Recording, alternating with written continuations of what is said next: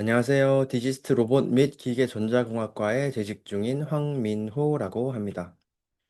저 연구실에 지원하는 분들이나 협력하고자 하는 분들, 그리고 연구실에 대해서 궁금해하는 분들을 위해 짧은 소개 자료를 만들어 보았습니다. 먼저 저에 대해 간략히 소개 드리겠습니다.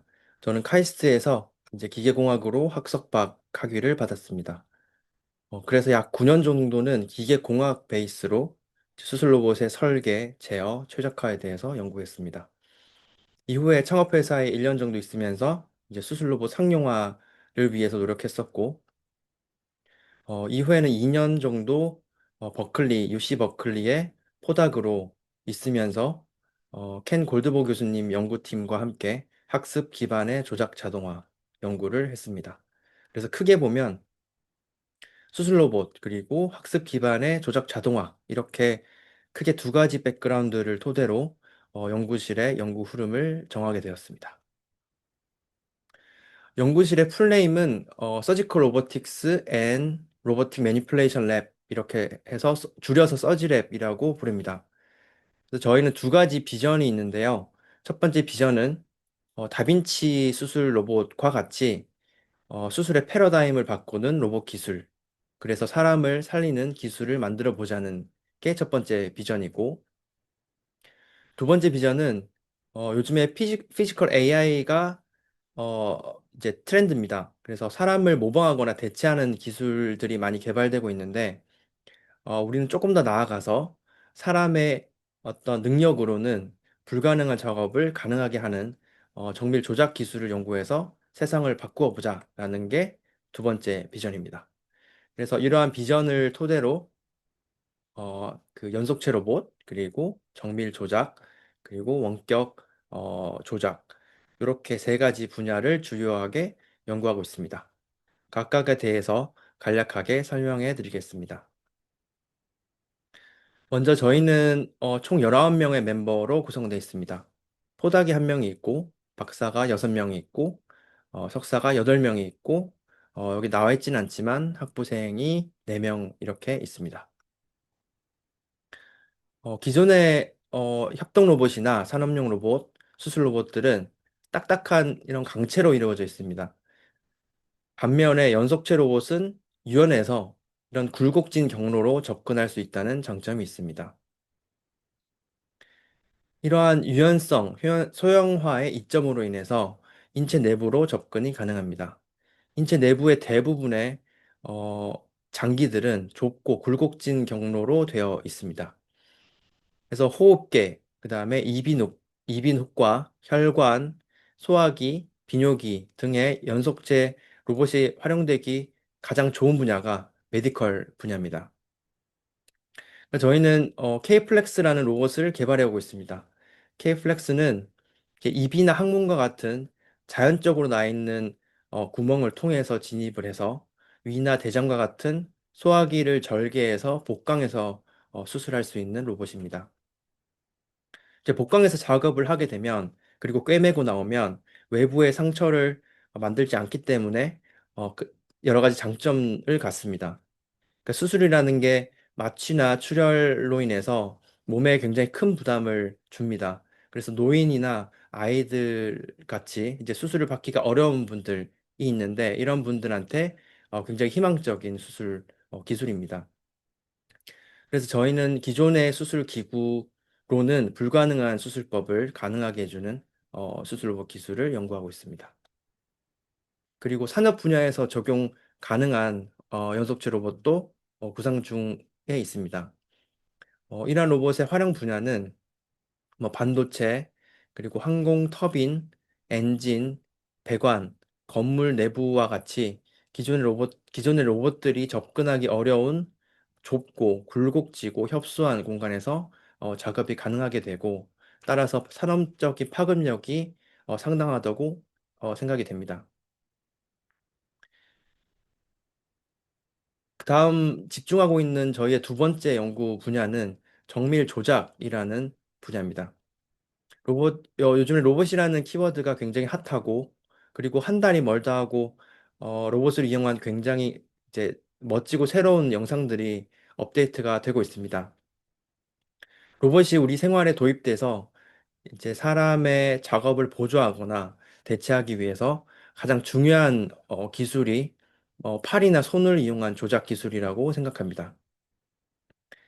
그래서 여러 이제 대기업들이 이제 일반화된 작업을 타겟으로 하지만 저희는 조금 더 특화되어 있는 작업 그리고 사람이 할 수 없는 사람 수준을 벗어난 정교하고 정밀한 작업들을 목표로 하고 있습니다.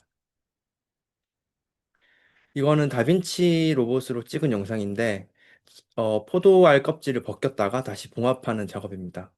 이런 작업들이 수술 중에 상당히 많은데 이러한 이제 수술 중에 반복적이고 정량화된 작업들이 우리의 자동화 대상이라고 할 수 있습니다.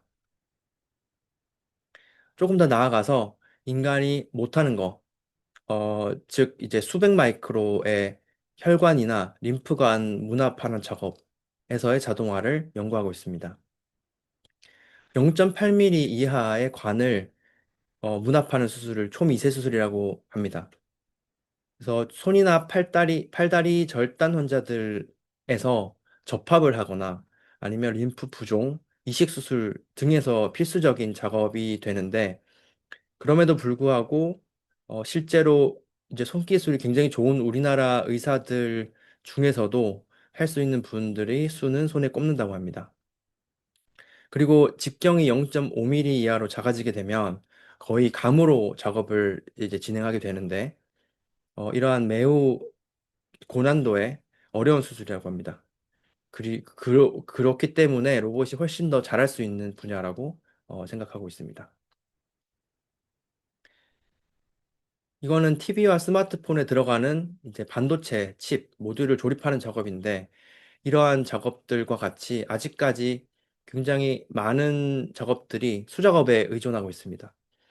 저희는 산업 현장에서 필수적인 정밀 작업들을 자동화하는 연구도 함께 진행하고 있습니다. 요거는 이제 마지막 집중 분야입니다. 이제 원격 제어라고 하면 아주 오래전부터 연구되어 온 분야입니다.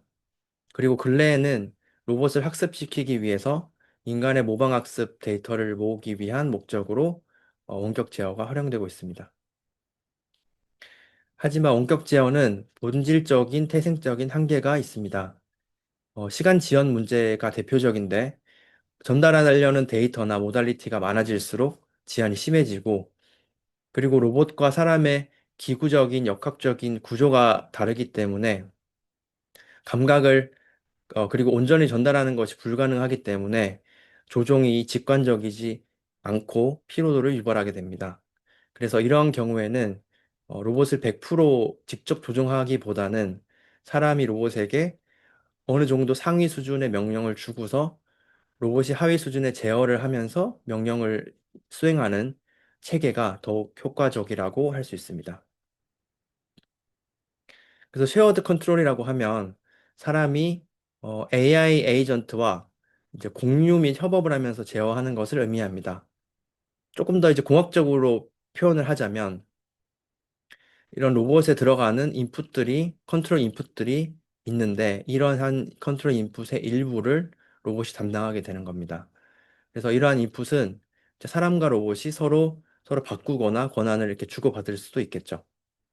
그래서 저희는 이러한 초기 연구에서 어, 이제 우선 사람의 의도를 어떻게 인식할까? 그리고 컨트롤 이 권한을 어떻게 나눌까? 언제 나눌까? 이런 파생되는 여러 가지 질문들을 풀어보고 있습니다. 로봇이 굉장히 융복합적인 학문인데 저희가 진행하고 있는 연구에서 필요한 전공은 이렇게 세 가지로 말할 수 있습니다. 그러니까 기계, 전자, 컴퓨터이고 실제 연구실 멤버들의 이제 백그라운드는 이 세 가지가 대부분입니다. 그리고 수술 로봇이라고 낯설게 느끼는 분들이 있는데 실제 수술은 이제 적용하는 도메인이 되겠고 로봇이 실제 이제 백그라운드는 로봇이 90% 정도라고 할 수 있습니다. 그리고 수술에 관련된 지식들은 이제 입학하고 나서 수술방을 참관하거나 하는 등의 여러 가지 경험이나 공부를 통해서 알아가는 정도로 충분할 것 같습니다.